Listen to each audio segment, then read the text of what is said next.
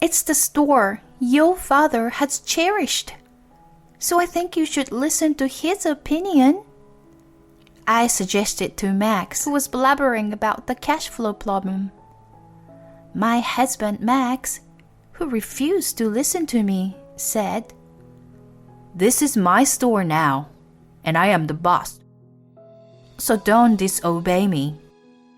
The second-generation president with no experience and an arrogant attitude will be punished very soon. I am Carrie, a 32-year-old housewife. My husband Max is 6 years older than me, and we've been married for 3 years now. We have no children. Max works for my father-in-law's fresh seafood store. The store located in a shopping arcade for a long time, and it used to be a lively street when Max was little. But now, the vibrantness has gone with shutters down, even during the daytime. Since a commercial facility was opened nearby, it has become difficult to run the store. Even on holidays, when the parking lot of the commercial facility is full, it is rare to see more than a few people walking along this arcade. However, my father-in-law still goes to the fish market every morning to stock up on fresh fish for his store. Thanks to his efforts, the store is still lined with the same fresh fish as it was in the past. But times have changed, and it seems like a mirage that they were sold out by the evening.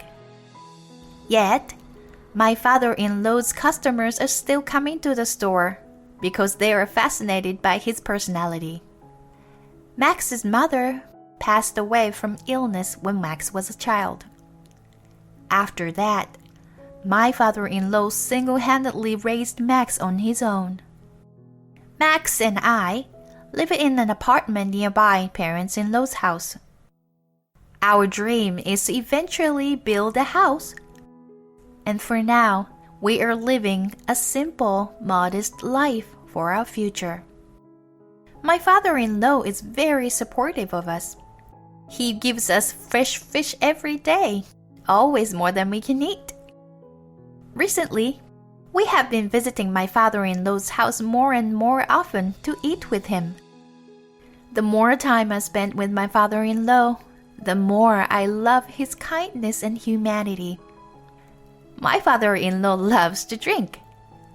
He drinks with Max and happily talks about the old days. Although it was the same story every time, I loved that scene so much that I wanted to watch it for the rest of my life. But the happiness didn't last so long.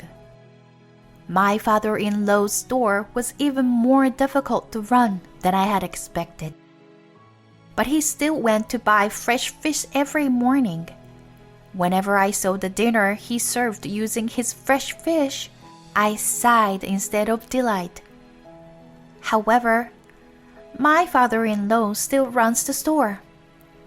I didn't feel right to interface. Max was trying to say something to his father, but I stopped him. But one evening at dinner, my father-in-law, unhappy with the way Max was working, gave him a warning. "Hey son, you know Mr. Hudson, our regular customer, right? He told me that he couldn't carry on a conversation with you the other day, 'cause you were on your phone all the time. You are in charge of the store when I'm not there. So please do better," he said half-jokingly, and Max snapped. "Oh, the regular? The old guy, huh? He just talked a lot and tells me the same story over and over again. I don't know why you want to waste your time with them. That old man talked a lot, but he only bought a piece of fish. I'd be glad he stops coming, don't you think?" My father-in-law's face changed at that comment. "What are you saying, son?" Mr. Hudson says he looks forward to coming to the store every day. He's been coming to the store for decades. How dare you treat such a loyal customer like that? He comes here with his walking stick, going over several supermarkets, just to buy a piece of salmon. You should be grateful. Max was upset even more and said, I would have told him to go to that supermarket instead of coming all the way here. I don't want to be patronized for only a few bucks. Well, seems like I still can't trust you with the store. When my father-in-law said to that Max, he couldn't keep his mouth shut. I mean, you are too old-fashioned.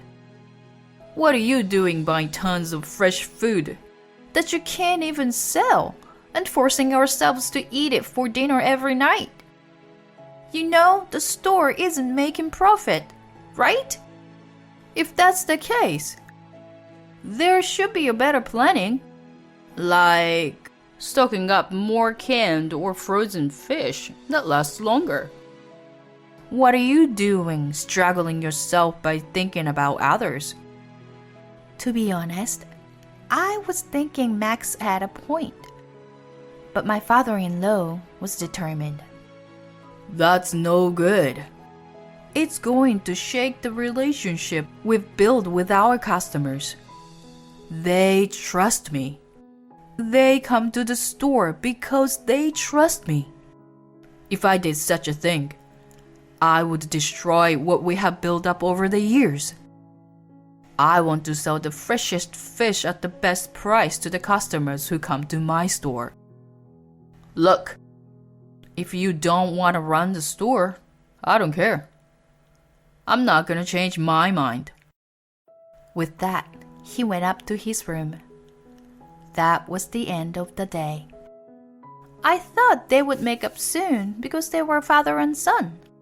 But after that big fight, my father-in-law and Max rarely spoke to each other. They stopped drinking together, even though they used to enjoy drinking together so much. They also stopped talking at dinner, and gradually we didn't get to eat together. It was during these days that my father-in-law became ill. He had always loved to drink, so his liver was weakened, and he was unable to come to the store for more and more days. Whenever his father can't, Max would go to the market to stock up. The main attraction of the store, it's supposed to be fresh fish, but most of what Max got was canned or frozen fish. Max is trying to do his own way. My father-in-law was ill himself, and he no longer said anything. The regulars who came to talk to my father-in-law every day made a U-turn and left when they saw that he wasn't there. I'm sure he wanted to come back, but he's getting older now. His health is not as good as we would like it to be. So my father-in-law gave up and decided to give the store to Max. Max was very motivated, and I thought that was a good thing. I thought it would be nice if the day come when he and my father-in-law could get along again and enjoy drinking together. Let's try something new for a while, Max said to me. Once the store is back on its feet, I'm hoping we can stock fresh fish again and make it like my dad's store. But I'm the boss now, and Carrie, you are the boss's wife. I sympathize with him, and even if it's difficult right now, I think it would be wonderful if we could someday have a store with fresh fish like my father-in-law's store. So I continued to help with accounting and paperwork for the store. When he first took over the store, Max made flyers and stuff. But things didn't go very well. I guess he didn't enjoy it because the result didn't come along quickly. Eventually, Max stopped going to the market. The next thing I knew, The store was filled with canned and frozen food, not a single fresh fish. However, this didn't mean that we didn't make a profit. We have also opened an online store and slowly increasing the number of new customers. See? I told you we can increase our sales with my help. Dad really should have left the store to me earlier, he said. I couldn't say anything about it because sales were actually going up. My father-in-law, who had complained at first, didn't say anything anymore. Contrary to my expectations, the rift between father and son has only deepened. Lately, I haven't seen them even exchanging a word. Finally, Max took advantage of this and started going out of town for business trips. And Max wanted me to expense whatever money he spent there. He brought a lot of receipts, taking advantage of the fact that I was the accountant. I didn't accuse him of most of it, but there were more and more things that I couldn't help but notice.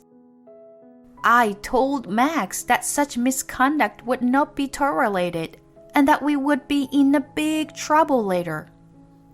But Max, as expected, would not listen to me. As we were talking, he told me that he was going to LA tomorrow for a business trip. He also handed me a receipt for reserved plane tickets for 2 people this time. Who are you going with? I said. Huh? Chill out. He is just a consultant, someone you don't know. Anyway, I'm going to bed now. I have an early day tomorrow, and I'm tired. He wouldn't listen to me at all. I cried in frustration that night. The next day, I couldn't keep quiet. So I talked to my father-in-law about it. I'm sorry you are having such a hard time, Carrie, he said. He asked me to have dinner with him for the first time in a while. Then I went to my parents-in-law's house and talked to him about what happened yesterday. My father-in-law is a very sincere man. As we talked, I gradually opened up to him and told him that I was suspicious of Max's recent behavior. Then my father-in-law opened his mouth, even though he was a little hesitant. The truth was, Carrie, Max has not been in the store these days. He told me not to tell you, so I kept quiet. I was surprised, because Max always coming home saying he was tired.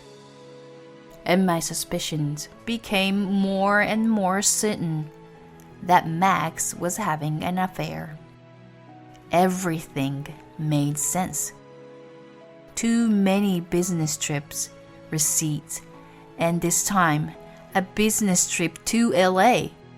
And he even took $3,000 of store money without permission. I had no choice but to investigate thoroughly. When I told my father-in-law everything, I felt much better. And I was ready to fight.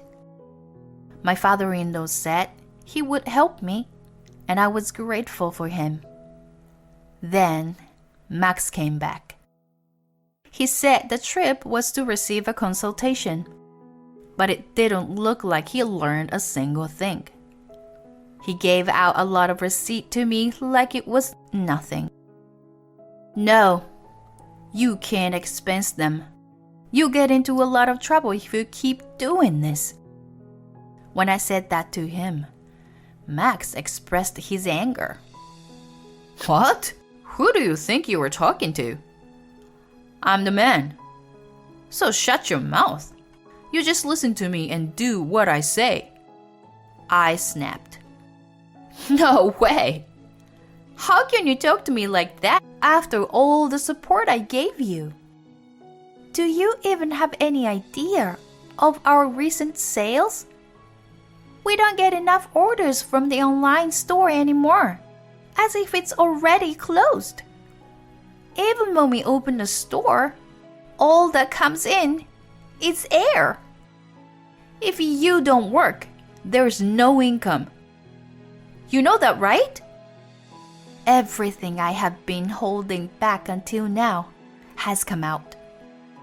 Then Max became furious. Shut up! I'm divorcing you anyway. I've written the divorce papers right here. You are the reason the business don't go well. As he handed me the divorce papers, already filled out, he was even cursing me. I was so frustrated that I called my father-in-law right away, and he came to see me. He was at the store that day, and I was worried about his condition. I am sorry. How was the store today? You feel okay? I said to him. No worries. No one comes to the store anyway. He laughed and said it was no big deal. Just talked to him a few words, and I began to cry. I'm sorry. I couldn't do anything for you, Gary. You've been through a lot. My father-in-law said. Please, call this number and this person will help you, okay? He gave me a business card. It was a lawyer's name. My father-in-law continues. I'm sorry, Carrie, but the store is over. Or rather, has been over for a long time. It was over when it was not a fresh fish store anymore. Carrie, I think you should leave, my son. You don't have to go through this nonsense anymore. I agreed with my father-in-law. I always felt guilty because I felt like I was a part of a fraud. To tell you the truth, it's a relief that I can get away from that. I'm going to sign and submit these divorce papers. You were always there for me, and I'm gonna miss you so much. Well, maybe it's gonna be better. We can get together as friends from now on, you know? He smiled at me and said so. Soon after, I called the lawyer. I gave him my father-in-law's name. He immediately said yes and started listening to me. It was a quick conversation. Let's go to the lawyer's office together with the deed of the land. My father-in-law said. This guy is one of our regulars and a good friend of mine. My own son can't run a business anymore. You should also visit this private detective later. I know the guy very well. You can trust him. Carrie, I love you as if you are my own daughter. I want you to be happy. He was right beside me through all this, trying to settle things quickly for me. I told the lawyer what was going on, and he went to work on it immediately. And the lawyer was decent enough to understand the situation and said, I think it's better to ask the detective to take care of it. Let me handle everything. Don't worry. Your father has been very kind to me. I'm happy to return the favor. I don't know if I'm repaying him by exposing his son's affair, though. The lawyer laughed. That's okay. I am more concerned about this beautiful daughter than my stupid son. He laughed and said it was his duty to correct his son's misdeeds. I, for the time being, decided to stay at a business hotel. I was already exhausted being attacked by Max. Soon, we had tons of evidence of his infidelity. When I had all the materials, I went to see Max. And then Max acted as if nothing had happened, to my dismay. Well, we gathered a tons of evidence of your infidelity. I would divorce you as you wanted, but you would have to pay alimony. I'll make sure both you and your precious girlfriend pay. As I was saying this, my father-in-law arrived. I'm done with the store. What kind of business owner you are? Doesn't show up or doesn't stock up the shelves. So Max, the store is closed. Don't worry, the paperwork is already taken care of. You'd better get a job. It costs a lot of money to fool around, right, son? And you can't write it off as an expense anymore, he said sarcastically. Max looked a little frustrated. What do you mean the store is closed? You can't do that. I'm the owner now. I can sue you, you know. My father-in-law, on the other hand, was calm. Son, you said you would take over the business, but you didn't do anything about it. Everything was still in my name. Were you even aware of it? So I took care of all that. You have nothing to do with the store now. And then I went after Max, who was in shock. I will go file the divorce paper now. Thank you for everything. Since you were gone a lot, I was able to move out without a hitch. Carrie, wait, please, Max said as if he was whispering. There was no way I was gonna wait. Soon after I left home, I rented an apartment near my new office. The move was completed in half a day. Divorce papers were filled and was finalized. I am free now. What happened to my father-in-law? Well, he sold the house and the store. My father-in-law's connections are amazing. Because of his good-natured personality, everyone wanted to help him. My father-in-law was a well-known figure in the arcade, so he had a lot of admirers. He's been saving up for nursing homes since he was young. He found a great nursing home right away. And of course, everyone welcomed him. One day when I went to see him, I was so relieved to see him looking so happy. Well, now let the lawyers take care of the rest. Carrie, you're a good girl. You have to be happy. Okay? My father-in-law told me. I can't believe he is the parent of a lousy ex-husband, Max. How sweet and warm person he is. I thought to myself, if there is one thing I can be thankful to Max, is that I met my father-in-law. I later found out that the person he was having an affair with was a young girl. She was really young, about the age of a university student. When my lawyer contacted her, she told him she didn't know it was wrong to have an affair. What an excuse! So he contacted her parents as well to ask for alimony. Then the couple broke up as expected.